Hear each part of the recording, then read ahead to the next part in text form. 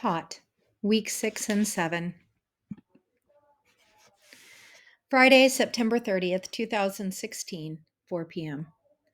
It's been a while since I needed a journal for stress reasons, and frankly, I'm glad for the break. Also, Kelly and I have been talking via cell on my way home each day, and that is one of my big journaling times. She is currently the one with the stressful issues and has a lot to say. Kelly and I have similar but different stresses. While my beefs are chiefly with Anita, mainly because she's an incompetent ass, Kelly has equal but different issues with our assistant administrator, Derek, and they all revolve around student discipline. There are so many unknowns in the land of student discipline that none of us can keep up with them. A few years ago, it was all about relationships. If you could build a relationship with a student, then you would have zero management issues. We all received training on how to build relationships. For those of us that like kids, this was an exercise in common sense. For the teachers that don't like kids, and there are several, it was one more thing they simply wouldn't do. And really, who checks or can even measure if you are building relationships? My point is that anytime you made an office referral, the first question the teacher got was, "Have you built a relationship with this student?" Then we moved into the era of data collection. Screw the relationship. Are you documenting and putting it in the correctional action database? Then the first question was, did you put the office referral, detention, parent phone call, etc. in the system? If not, admin wouldn't even begin to deal with whatever the behavior is. Try housing two hormone driven eighth grade boys who just had a fist fight over whether one of them looked at the other in the hall for 15 minutes while you document everything before you can send them to the office. It will be the longest 15 minutes of your life. Oh, and in that scenario, you also have 25 kids that you're supposed to be teaching, watching, and waiting, and they are waiting for round two. Sadly, some components of this wave of discipline style are still with us. Now we have The Matrix. Say that like you're a Star Wars movie announcer in an echo chamber, which I tried to do, but it doesn't translate. The matrix is where teachers go to cross reference behaviors with the level of behavior, cross referenced with the number of times said behavior has occurred, and then cross referenced with prior actions taken, and my favorite, cross referenced with the number of positive supports you have put into place to prevent this behavior from occurring. It's so complicated and time consuming that I personally let all behaviors, except for the most extreme ones, go. Office referral type behavior is really the only section I know on the matrix because that's the one I get help with. I knew that Jacob jumping over a table, plus threatening another student, plus drawing vulgar pictures, plus accidentally making me do the slowest motion fall in the history of falling was enough to qualify for an office referral. Now, Cole, on the other hand, was questionable whether his behavior merited action beyond me. But since it was kind of a fight and it was the end of the day, the shitstorm would keep Derek, he deals with most behavior issues, busy until the end of the day. And at that point, my goal of keeping them out of my room for the rest of the hour had been achieved. That one little incident, an office referral, cost me an hour of documenting. A 30-minute admin meeting with Derek to further document and plan to keep another incident from reoccurring. The best he could come up with was to not do activities where I couldn't have better control over what students were writing that other students could then see. Feel the sigh.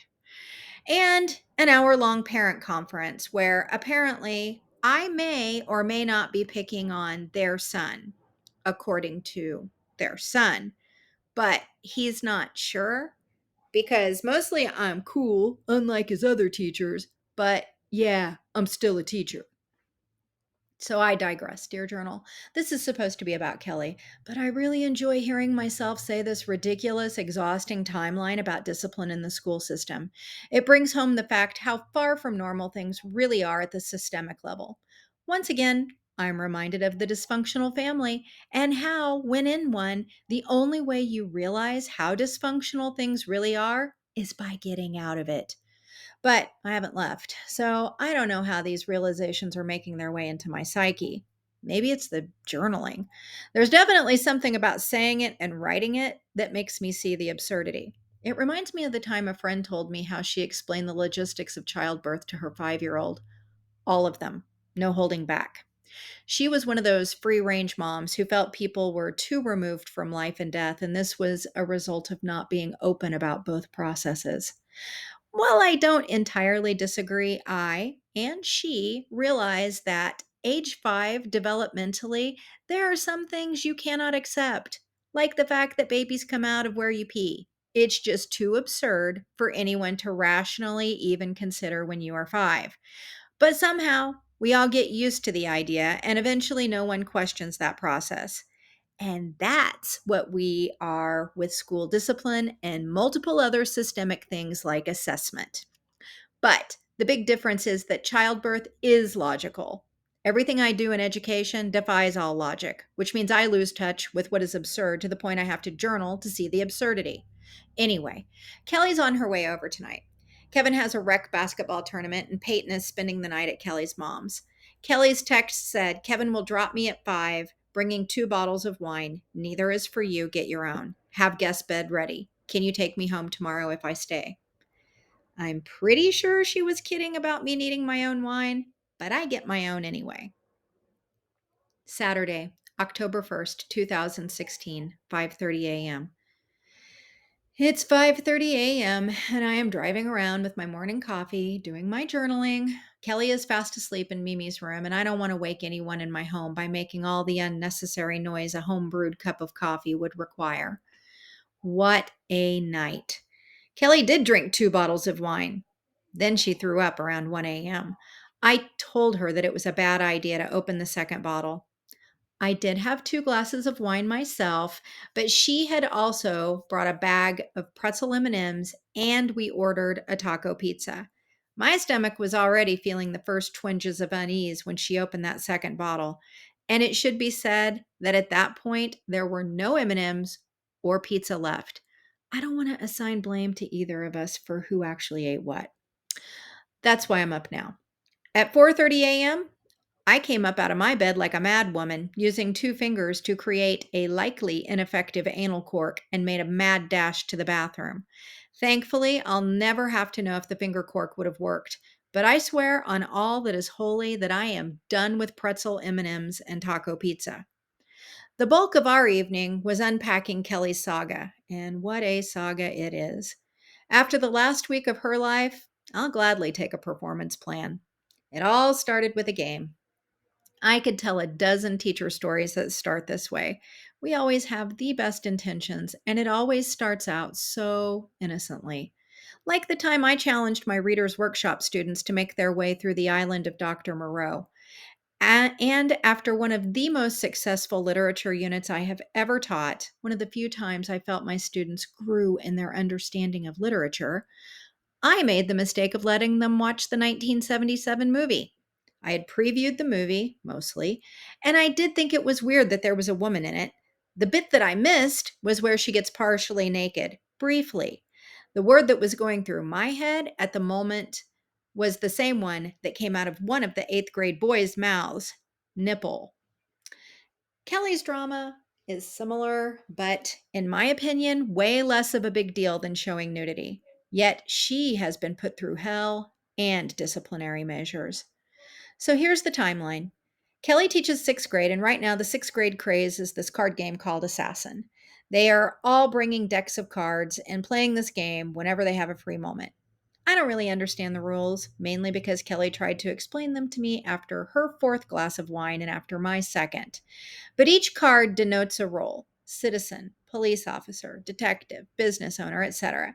And of course, someone is an assassin and someone is the victim. It sounds a lot like Clue. A couple Fridays ago, Kelly's homeroom class taught her how to play this game. She then promised them if they finished all of their current project and did a good job, she would make time to play this at the end of class each day the following week. It went so well, she agreed to do the same the following week. This brings us to this past week. On Monday, she got called into the office. Derek said that there had been a parental complaint that she was encouraging violence and playing inappropriate games in her class. She was so caught off guard, she actually didn't initially make the connection between assassin and this accusation. When she did, she explained the game to Derek, and he advised her to talk to the kids the next day and be clear that no one would be allowed to play this game anymore. Tuesday morning, we all had an email warning us to ensure that the things we played in our classrooms were appropriate per school policies and tied to learning targets. Tuesday afternoon, Kelly was again called to the office after school, this time to show Derek and Anita how to play this game. By the way, they wanted to know, had Kelly spoken to this family? Perhaps she should call and apologize. It wasn't a suggestion, and she knew it. Then she was dismissed after being assured they were just curious about the game and wanted to be able to speak to what was actually going on if it came up again. When Kelly returned to her room, she called the family and spoke with the dad. She apologized and assured him the game would not be played again. He was gruff, but did accept her apology and told her that this was more of an issue with the school, not her. Wednesday, Kelly was again called to the office. The parents had requested a meeting with the superintendent and wanted Kelly to be present. Derek assured her that all had been taken care of, and this was just because that particular family had had some prior issues when their student was in elementary school, and they just needed to be reassured that their voices were heard. This would just be a matter of formality. They had a sub coming in at 10 a.m. on Thursday to cover her class while she went to this meeting. Now, I get in a lot of trouble. I mean, a lot. But I've never been asked to meet with the superintendent. So, of course, I was suspicious. But despite their bad track record, Derek rarely supports Kelly's office referrals. He even made her attend a Love and Logic workshop last year to better her management skills. Kelly trusted him. She goes to the meeting on Thursday, and the mom, the dad just sat and looked miserable, yelled for 20 solid minutes about how incompetent the school system was.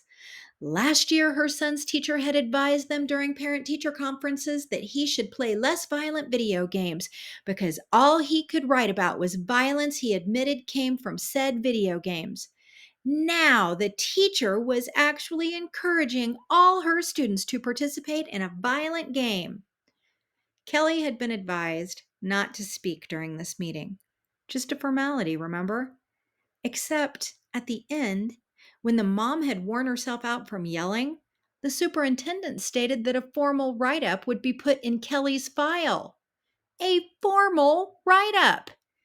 Everyone was then ushered out of the office to return to their normal workday, except Derek and our superintendent, Nick, stayed behind, shutting the door to Nick's office.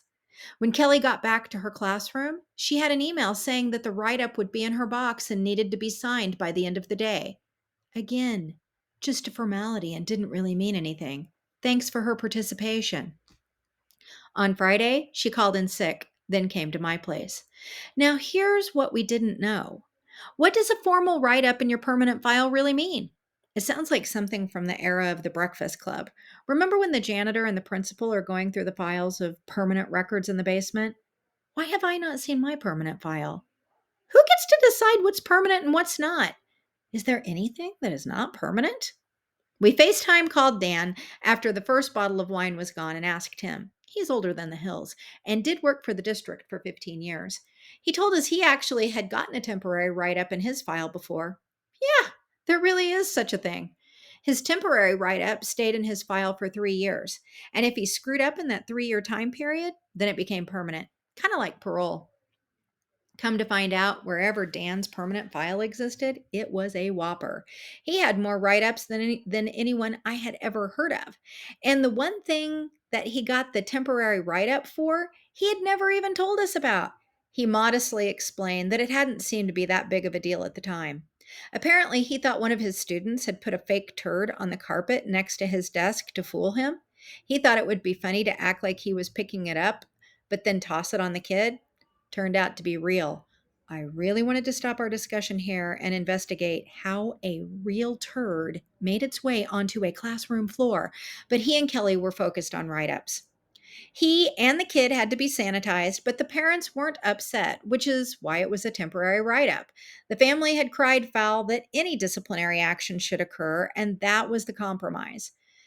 Too bad for Dan. 5 months later, he would redirect a school bus through a bad neighborhood in Kansas City. In his defense, the interstate was backed up for hours due to an accident, and Dan did know how to reroute the bus so that they could make it back from their field trip on time. And they did.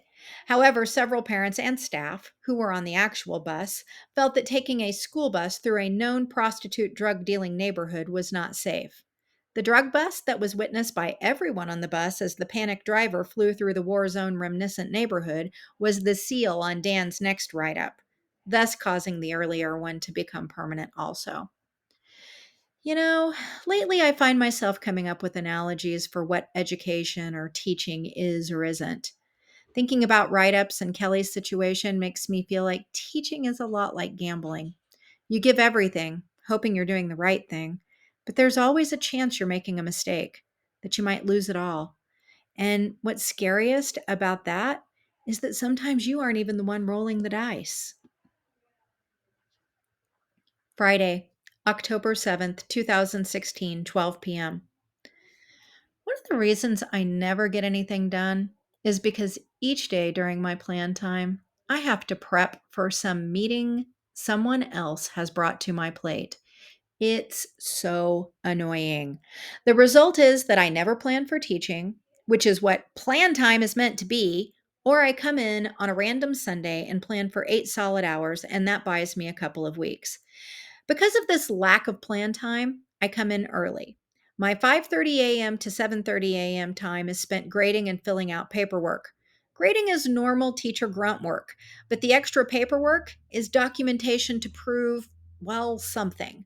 I'm still not sure what I'm documenting for. Now that I'm on a performance plan, I have to meet with Anita twice a month and take documentation that we will discuss. Most of this documentation is in the area of management and lesson design, the two areas I received an unsatisfactory on in my evaluation. So basically, I get to spend time writing up what I'm going to teach and how I'm going to manage the students on top of actually having to plan to teach for the day. It's so frustrating, I could scream. Today I had not one, but two freaking meetings with Anita. And all of this seems like too much as is. But we still keep meeting. And rather than making anything better, I just lose more time and I can't get out of any of it. The first meeting was during my first hour because since I'm on an performance improvement plan, it falls on the school district's shoulders to improve me, which means they can't make me spend any of my plan or personal time talking about my improvement process, except they do. But when you're on my end of things, you feel like you can't point this out. They have to supply a sub for these meetings, so the time is coming out of my normal contract day. This falls under resources supplied by school district, a whole 2-page document that you get when you're being improved via these plans. This is our first meeting since the eval because Anita was out of town for a week and she's just now caught up enough to see me. Anita starts out by giving me 3 articles on positive behavior management systems to be used in the classroom. Ironically, one of these articles I did a whole staff presentation on 4 years ago. Different management back then. That was in the days of Dr. Sharma Windler. Dr. Windler had loved my classroom vibe and environment. The whole 3 years she had been administrator at our school, she had attempted to recreate a community environment in every classroom. Pretty damn difficult at the middle school level. She ended up going back to elementary. I miss that woman. Casually, I asked Anita where she got these 3 articles. After some paper shuffling, she pulls a lavender file folder out with Sharma's handwriting. Awesome articles to support management at the middle school level. She lies and says this is her personal collection of supports for management that she carries from school to school. This is Anita's third administration job. Fortunately for Anita, Mimi was up from 1 a.m. to 3 a.m., bringing my average 6.5 hours of sleep down to about 4, which is not a good functioning level for me. Since I have to reserve my energy, I choose not to waste any on calling her out on the management articles. I just take them. Then she pulls up a PowerPoint presentation on Marzano's classroom instruction that works to go over with me. This time, I decide to use some of the energy reserve because truly it is too much to sit there and say nothing. I ask where she got this PowerPoint. She says another admin in the district sent it to her. And she's annoyed that this is the second time I'm asking where she got something. I take her back to the first slide in the presentation that she skipped to get to the slides that mattered. I point out to her that this is a presentation that I put together 2 years ago for our combined breakout session in service with elementary. I know exactly which admin gave it to her because Brad Robinson had asked me to do this presentation for his fifth grade team at that in service. I really believe that there is something about me personally that cracks Anita like an egg, housing all kinds of crazy. Sitting back in her chair, she stares me down. What is this really about? She asks. Who the hell do I think I am?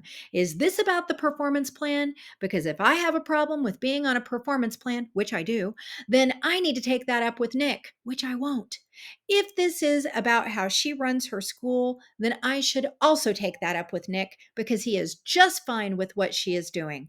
The tirade goes on to point out that I have been sullen and insubordinate, and all she has done is her job. If I don't like the way things are going, maybe I should reflect on my own classroom practices or seek out new career opportunities.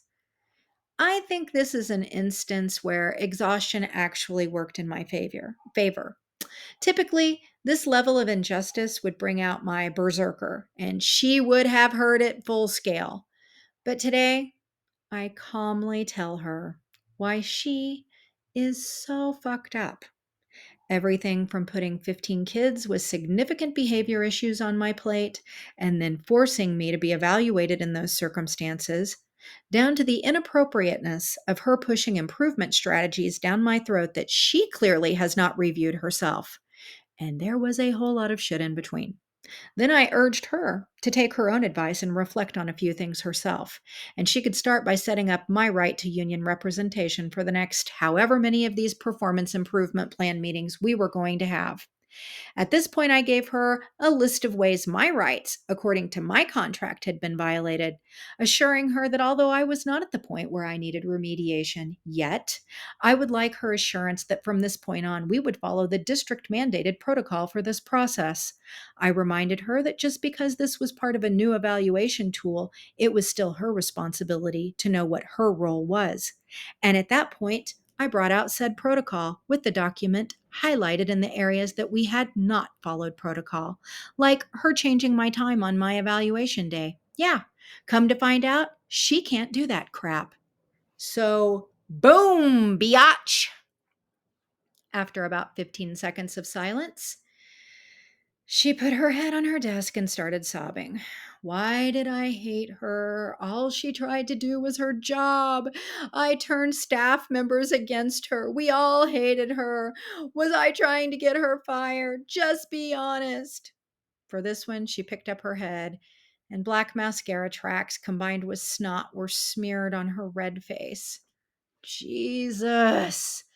I found her purse and pulled out some crumpled tissues and handed them to her.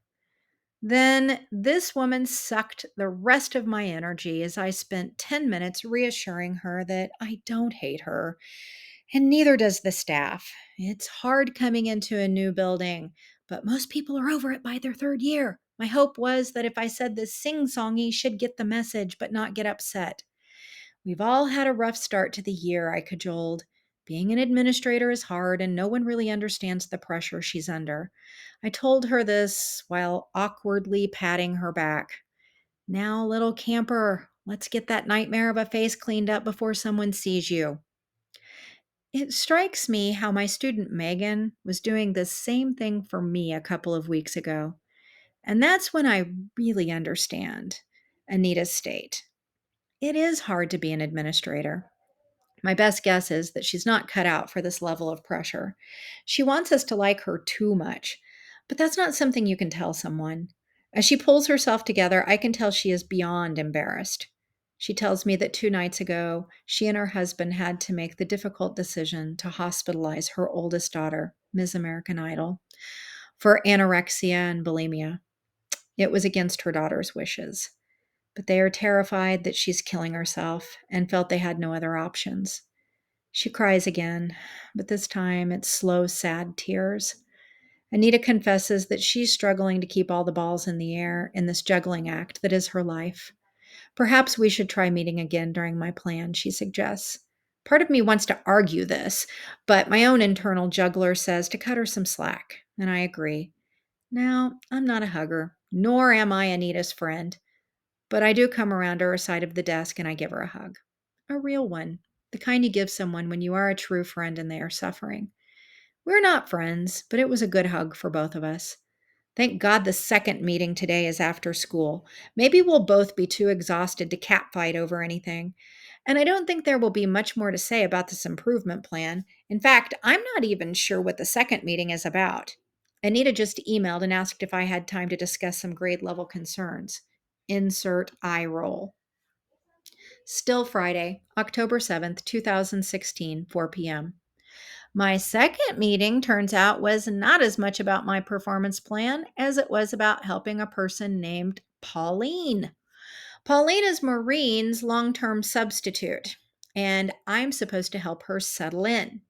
Maureen is the other eighth grade English language arts teacher and gets the other 7 classes of eighth graders for English language arts.